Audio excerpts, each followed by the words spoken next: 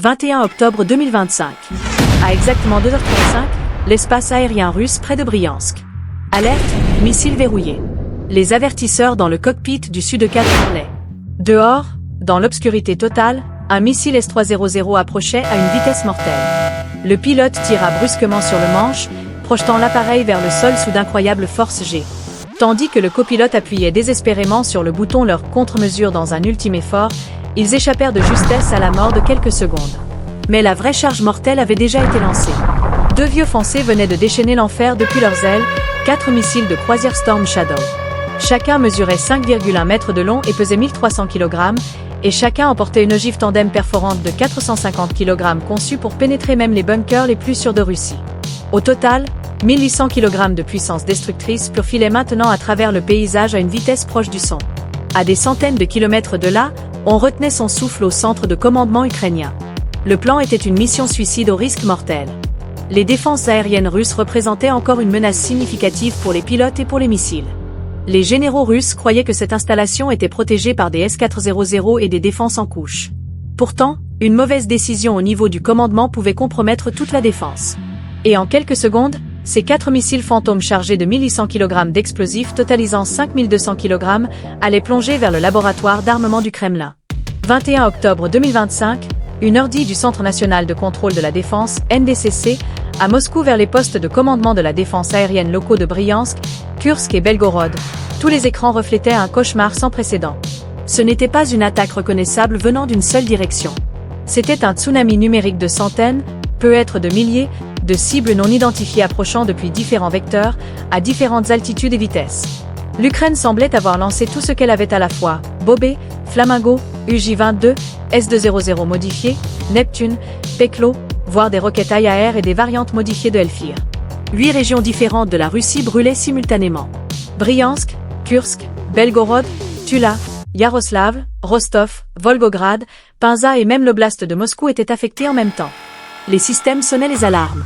Les opérateurs peinaient à distinguer les cibles. Les premières vagues avaient commencé des heures plus tôt. Les batteries Pantsir S1 et Tor M2 gaspillaient leurs précieux missiles à traquer ces menaces bon marché. Les opérateurs étaient fatigués, stressés, désorientés. Le commandant de la défense aérienne à Bryansk se retrouvait pris entre des ordres contradictoires venus de Moscou. Protéger Moscou, protéger les installations stratégiques, tenir la frontière et faire face au chaos sur le terrain. Chaque nouveau point apparaissant à l'écran était indiscernable du précédent, lequel était prioritaire. Des centaines de drones près de la frontière ou quelques contacts plus rapides prétendument dirigés vers Moscou. Le commandant russe ordonna de se concentrer sur les menaces les plus proches et les plus nombreuses. Ce fut l'erreur critique la plus meurtrière de cette nuit. C'était la pierre angulaire du plan ukrainien. Paralyser les défenses aériennes russes par une saturation sensorielle, rendre la structure de commandement incapable de prendre des décisions et ouvrir un couloir pour les véritables prédateurs. Tandis que les généraux russes se félicitaient d'une victoire, croyant avoir repoussé l'immense SM, ils regardaient en réalité leur propre réseau de défense s'effondrer. Le système était saturé. Les opérateurs étaient épuisés. Leur garde était abaissée. 1h30, nord de l'Ukraine, près de Tcherniv, une piste dispersée. Au milieu de ce chaos, 2 Sukhoi Su-4M lancèrent leur moteur à fond sur la piste de fortune. Ces guerriers vieillissants avaient été spécialement préparés pour la nuit. Fuselage peint avec des peintures absorbant le radar, avionique modernisée, surtout, chacun équipé de 2 missiles Storm Shadow, soit 4 au total, intégrés sous le ventre et sur les points d'emport. C'était une configuration risquée qui poussait les limites théoriques de charge du Su-4, mais c'était nécessaire pour la mission. Les cibles étaient une vaste installation de produits chimiques et d'explosifs fabriquant des composants de propergol solides critiques pour missiles balistiques et fusées, situés à environ 350 km près de Selzo, dans l'oblast de Bryansk, le prétendu laboratoire d'armement du Kremlin. Alors que les pilotes effectuaient leur vérification finale dans le cockpit mêlant instruments analogiques et écrans numériques, leur visage traduisait une détermination de fer. Les impossibilités de la mission étaient évidentes, le Su-4 a une grande signature radar et des capacités ECM limitées. Mais le renseignement ukrainien misait sur la complaisance installée chez les Russes et sur les faiblesses du secteur de Bryansk. Les S-400 les plus avancés avaient été redéployés ailleurs. Et surtout, les Russes ne croyaient pas que de vieux Su-4 pourraient pénétrer si profondément et tirer 4 armes sophistiquées comme les Storm Shadow. Cet élément de surprise était essentiel. En avant des pilotes, 2 petits drones W à faible signature radar voleraient, guidant et couvrant les Su-4. Ces drones électroniques étaient les capes d'invisibilité des Su-4, conçus pour aveugler et tromper les radars russes. 1h45, les deux Su-24 allumèrent leur post-combusteur et décollèrent de la piste courte, collant aussitôt au sol. Elle en flèche maximale, ils avancèrent à une altitude de seulement 45 à 60 mètres à une vitesse proche de Mach 0,8, soit environ 980 km/h, suivant le relief. Les cimes des arbres et les lignes électriques défilaient juste sous le hublot. Voler à cette altitude et à cette vitesse signifiait pousser aux limites l'homme et la machine. Tandis que les drones EW appliquaient un brouillage instantané contre les signaux radars détectés, les pilotes des Su-24 scrutaient chaque nouvel écho sur leurs écrans RWR, le cœur serré. À tout instant, un verrouillage et un missile mortel pouvaient survenir. Ce n'était pas seulement une question d'adresse, mais une guerre de nerfs. Au passage de la frontière, les signaux sur les RWR se transformèrent en enfer. Le secteur de Briansk était réveillé, mais son attention était dispersée. Des centaines de drones continuaient d'arriver sous divers azimuts. Les missiles Neptune et Peklo frappaient stations radar et centres de commandement au sud et à l'ouest. L'écran de commande de la défense aérienne à Briansk n'était plus que bruit électronique incompréhensible. Le système s'était effondré. Les deux faibles contacts créés par les Su-24 se perdirent dans ce chaos ou furent classés à faible priorité. Cette erreur critique accorda aux pilotes ukrainiens des secondes vitales. Inaperçus, ils avancèrent vers leur objectif avec leur charge mortelle. Les drones EW formèrent un bouclier invisible autour des Su-24 pour le moment du tir à 2h35 Zulu. Cependant, une batterie S-300 obstinée verrouilla son radar de tir sur l'un des Su-24. Malgré tout le brouillage, l'alarme cockpit hurla. Missile lock. 6 heures, manœuvre d'évitement. Le pilote réagit instinctivement et effectua une violente manœuvre en J, poussant l'appareil à ses limites, tandis que le copilote larguait leur fusée. Le nuage de particules métalliques et de chaleur trompa le missile 5V55 qui passa à quelques centaines de mètres au-dessus de l'avion et explosa dans la nuit. Ce fut une minute critique, une mort évitée de justesse. Il se trouvait désormais dans la fenêtre de lancement et le temps pressait. Il ne pouvait perdre une seconde.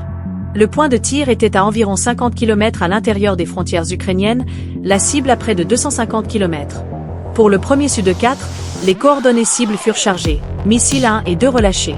Pour le second Su-24, coordonnées chargées, missiles 3 et 4 libérés. 4 Storm Shadow se détachèrent des pylônes des Su-24. Après une chute initiale, les missiles allumèrent leur microturbine TRI 6030 et prirent leur trajectoire. Ils descendirent rapidement et adoptèrent un profil de vol suivant le terrain. Les systèmes GPS, INS et Terprom guidaient leur trajectoire vers Briansk tandis que dès leur tête chercheuse IIR, imagerie infrarouge, s'activait en phase terminale pour localiser la cible. Un vol d'environ 16 à 17 minutes venait de commencer. Ces engins vengeurs volaient sous le radar. Dès la séparation des missiles, les Su-24 firent demi-tour comme par instinct. Les pilotes, remettant les moteurs à plein régime et volant à la moindre altitude possible, peut être aussi bas que 30 mètres, s'éloignèrent légèrement à l'ouest de leur route initiale. Les drones EW les accompagnèrent au retour, laissant derrière eux un rideau dense de brouillage électronique et de tromperie. L'impuissance russe commençait. Les chasseurs avaient échappé au pire et les charges mortelles fonçaient vers leur cible. La partie la plus dangereuse de la mission était derrière eux, mais le point culminant de l'opération restait à venir. 4 Storm Shadow, filant à une vitesse d'environ 950. Vitesse frôlant le sol, les missiles Storm Shadow parcouraient le terrain à près de 950 km/h. Pendant la majeure partie de leur vol, le chaos continuait dans le sud de la Russie. Les attaques de drones et d'autres frappes de missiles maintenaient le système de défense aérienne russe, IADS, occupé, créant des corridors pour que les Storm Shadow infiltrent leurs cibles. Les batteries locales Pantsir et Tor peinaient à détecter la menace avant que les missiles ne soient déjà sur elles. Plusieurs missiles intercepteurs furent tirés. Un missile aurait été abattu par un Pantsir à quelques kilomètres seulement de sa cible. Cependant, les 3 autres avaient déjà atteint la phase terminale de leur trajectoire.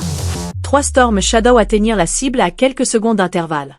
Leurs capteurs infrarouges de terminal, IIR, identifièrent parfaitement les sections les plus critiques de l'installation émettant de la chaleur, les unités de mélange et de moulage de propergol solide, ainsi que les zones de stockage des produits finis.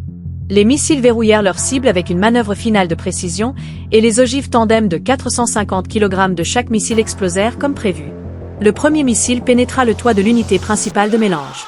L'explosion initiale ouvrit le chemin, et l'ogive principale fit exploser l'intérieur, déclenchant le premier brasier. Le deuxième missile, quelques secondes plus tard, s'abattit dans le hangar principal où étaient stockés les blocs de propergol fini.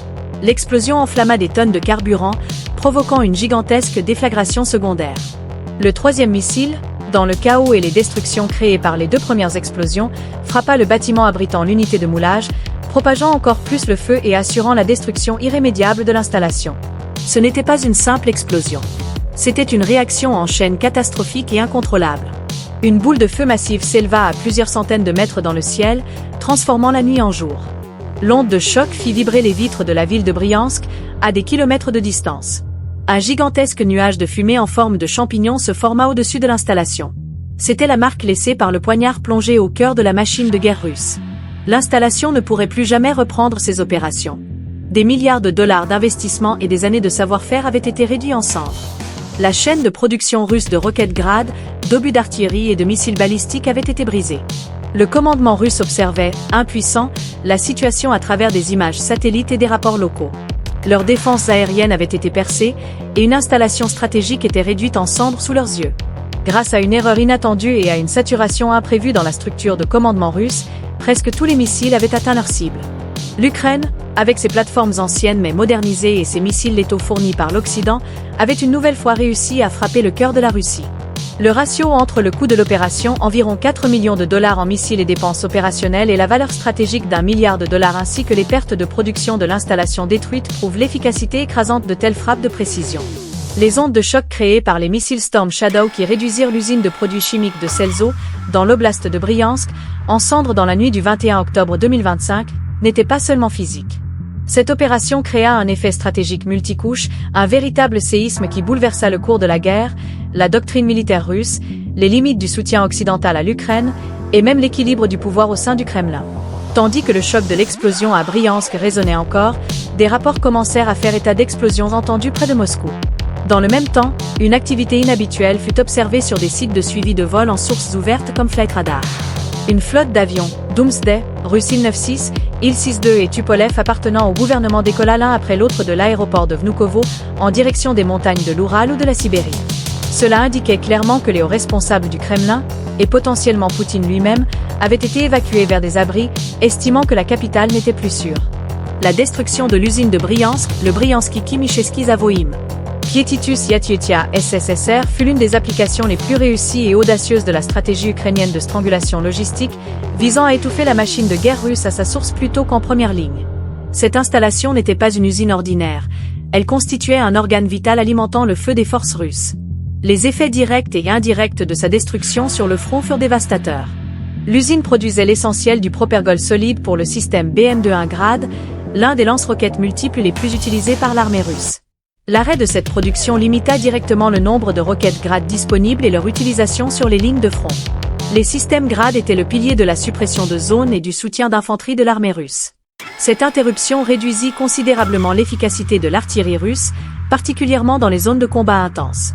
Les forces ukrainiennes commencèrent à constater une diminution de la pression des roquettes sur leur position. L'usine produisait également une grande partie du propulseur nécessaire pour diverses munitions d'artillerie conventionnelle, des obus de char aux obus de mortier. L'arrêt de production accentua la pénurie déjà existante de munitions. Les batteries d'artillerie russes durent restreindre leur cadence de tir et économiser leurs munitions, offrant plus d'opportunités aux activités de contre-batterie ukrainiennes et commençant à inverser l'équilibre de puissance sur les lignes de front en faveur de l'Ukraine. Plus stratégiquement, l'usine produisait des carburants et composants explosifs spécialisés pour missiles balistiques et de croisière longue portée Iskander, calibre, etc. La perte de cette production affectera sérieusement la capacité de la Russie à mener des attaques terroristes sur les villes ukrainiennes et les infrastructures critiques à moyen et long terme. La production de nouveaux missiles ralentira, et les stocks existants devront être utilisés avec précaution. Cette attaque fut un parfait exemple d'effet domino. Une seule frappe de précision a brisé plusieurs maillons de la chaîne de production ennemie à la fois. Cela limita directement le pouvoir de feu des soldats russes sur le front, et l'impact se ferait sentir pendant des mois. La Russie devra trouver des installations alternatives ou moderniser celles existantes pour remplacer cette capacité de production, ce qui nécessitera temps, ressources et planification. L'attaque multicouche ukrainienne ne s'est pas limitée à frapper des cibles militaires, elle a aussi semé la peur dans le cœur de la direction russe. Si une installation stratégique, à des centaines de kilomètres derrière les lignes, supposée protégée par des S-400, pouvait être frappée si facilement, ou était vraiment sûre? Cette question rongeait désormais non seulement les citoyens ordinaires, mais aussi l'élite du Kremlin. L'opération de Briansk a révélé que le coût et le danger de la guerre avaient pénétré le cœur de la Russie, contournant le mur de propagande. La promesse de stabilité de Poutine était désormais remise en question, s'infiltrant à travers la brèche ouverte par les missiles Storm Shadow. L'opération de Briansk, avec ses dimensions militaires, technologiques et psychologiques, avait le potentiel de devenir un tournant dans la guerre en Ukraine. Le coup dur porté à la logistique russe, le mythe des S-400 ébranlé, la capacité de l'Occident à voir à travers le bluff de la ligne rouge et la guerre portée sur le territoire russe ont placé le Kremlin dans une position difficile, tant sur le plan militaire que politique. La partie n'était peut-être pas terminée, mais Moscou ne dictait plus les règles. L'Ukraine et ses alliés prenaient des mesures décisives pour saisir l'initiative et renverser le cours de la guerre en leur faveur. Les flammes de Briansk avaient consumé non seulement une usine, mais aussi l'illusion russe d'invincibilité et d'impénétrabilité.